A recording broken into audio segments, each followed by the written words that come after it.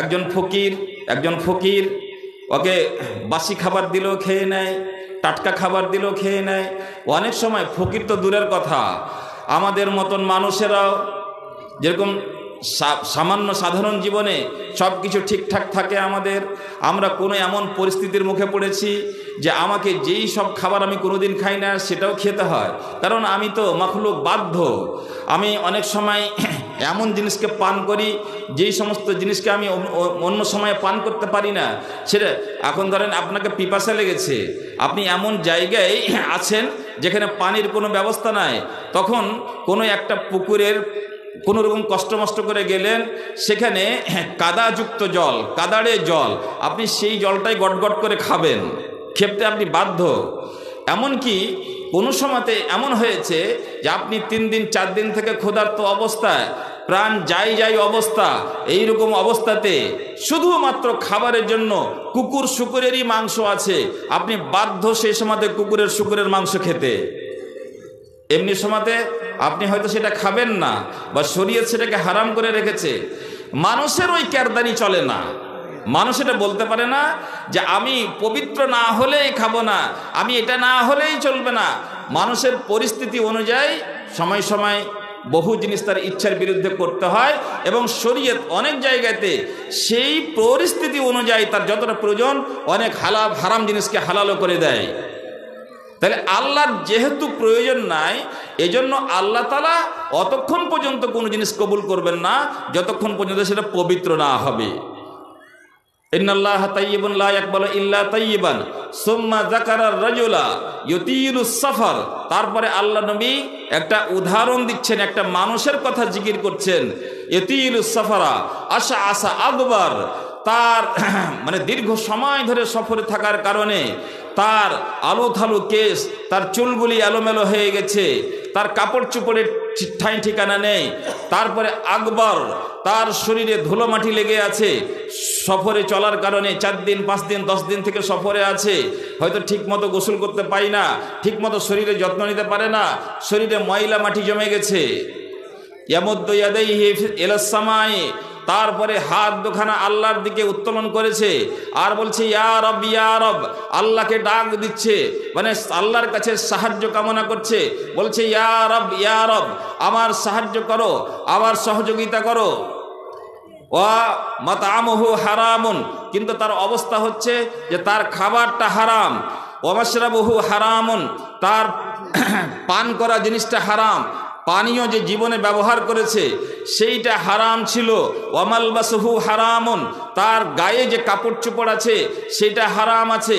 ওয়াগুযিয়া বিল হারামে, আর এই সফরের আগে যখন বাড়ি থেকে বেরিয়েছিল তখন তার শরীরের ভিতরে হারামের গেজা আছে। ফাআন্না ইউস্তাজাবু লাহু, তাহলে তার দোয়াটা আল্লাহ কি করে গ্রহণ করে? তার মানে এখানে একটা মানুষের যে অবস্থা, সেই সফরের অবস্থাতে অসহায় অবস্থা, সেটা এক দোয়া কবুল হওয়ার মতন পরিস্থিতি।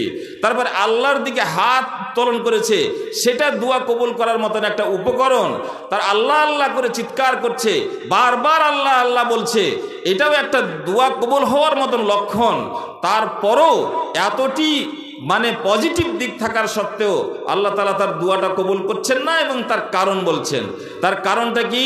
যে সে যে খাবারটা খেয়েছে সেই খাবারটা, তার খাবারটা হচ্ছে হারাম, তার পানীয় যে দ্রব্য ছিল সেটা ছিল হারাম, এবং তার গায়ে যে কাপড়টা আছে সেটা হলো হারাম, এবং তার শরীরে যে রক্তমাংস তৈরি হয়েছে সেটা হারামের কোনো জিনিস দিয়ে তৈরি হয়েছে।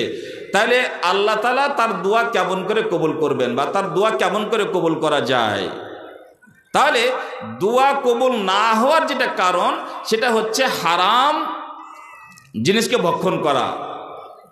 তাহলে এবার আমাদের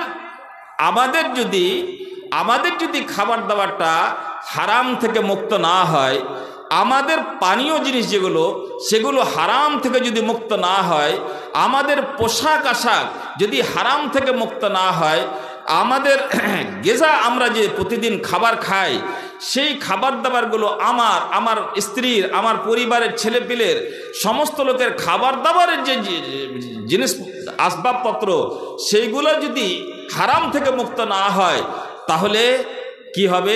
আমাদেরও দোয়া কবুল হবে না, আমাদেরও দোয়া কবুল হবে না। এবং দোয়ার সাথে সাথে আরও অনেক জিনিস কবুল হবে না।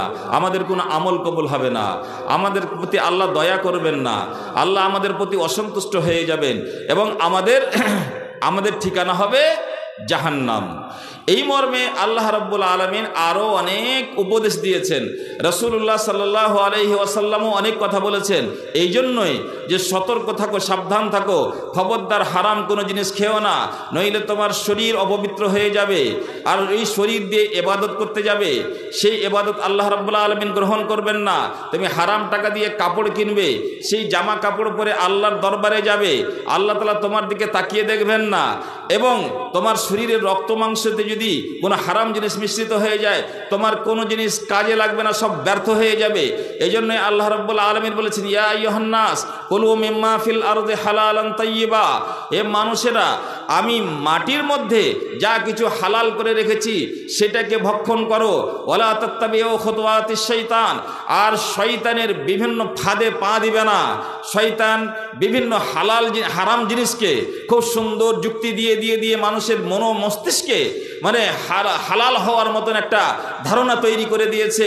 আল্লাহ বলছেন যে শয়তানের ফাঁদে পা দিও না, ইন্নাহু লাকুম আদুব্বুম মুবিন, সে তোমার চরম শত্রু এবং প্রকাশ্য শত্রু। খবরদার শয়তানের পা দিও না।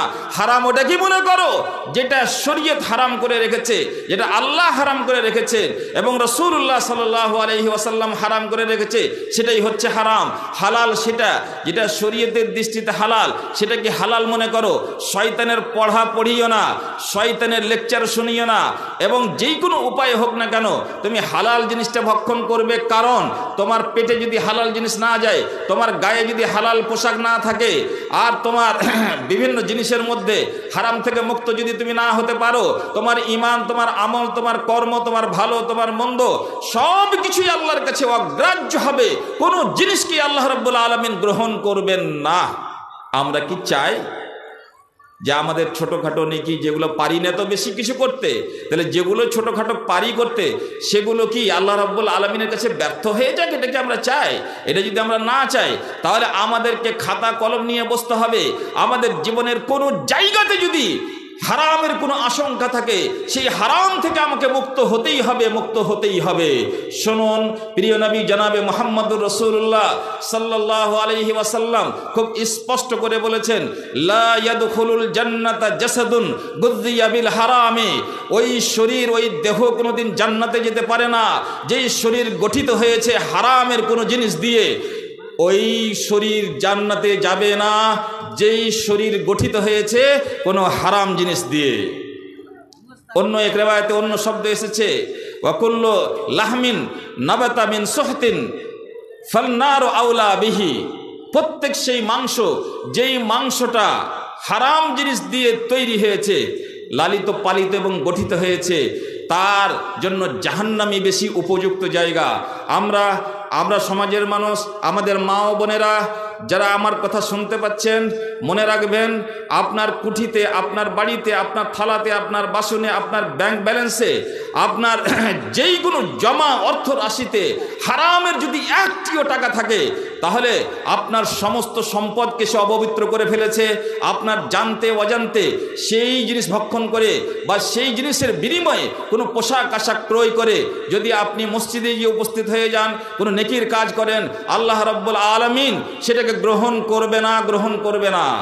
আমরা ছোটকালে ফেকা মুহাম্মদিয়া পড়েছিলাম, তার একটা লাইন ছোট করে মনে